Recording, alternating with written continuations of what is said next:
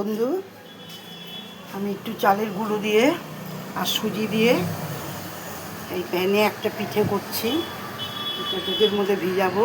এই দেখো বন্ধুরা, আগে তেল ব্রাশ করে নিয়েছি। এখন এর মধ্যে ছোটো ছোটো করে সব দেব।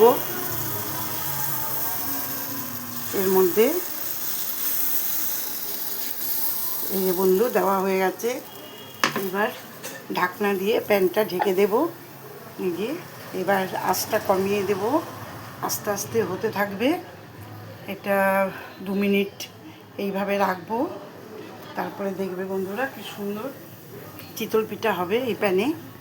খুবই সুন্দর খেতে, ভীষণ মজা লাগে এই পিঠে। নেবে 2 মিনিট পর আমি এটা তুলবো, দেখবে কি সুন্দর উঠে গেছে। যেহেতু তেলটা ব্রাশ করে নিয়েছি, এই যে সাদা তেল ব্রাশ করে নিয়েছি। দেখো বন্ধু কি সুন্দর, দেখো যেগুলো এবার উঠে যাবে। দেখবো একটু নাড়ানো হয়নি, আর একটু এটাই দেখো, এটা উঠে গেছে। এটা একটু ঘুরিয়ে দিলাম, দেখে এটা উঠে গেছে। কি সুন্দর দেখো, ফুটো ফুটো।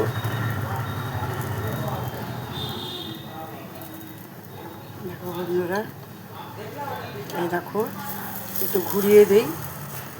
দেখো বন্ধুরা কি সুন্দর উঠে যাচ্ছে পিঠে। দেখো কি সুন্দর পিঠেগুলো হচ্ছে। একটু ঘুরিয়ে দিলাম, আর একটু ঢাকা দিয়ে দিই। মনে হচ্ছে একটু ভেতরে কাঁচা আছে। তারপরে তোমাদের তুলছি।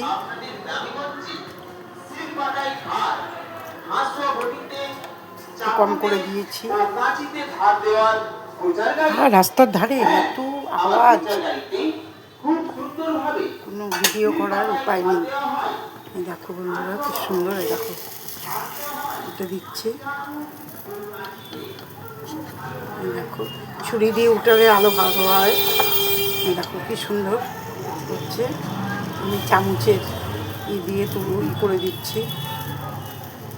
চামচের পেছনটা দিয়ে। দেখো বন্ধুরা কি সুন্দর হয়ে গেছে, নরম নরম।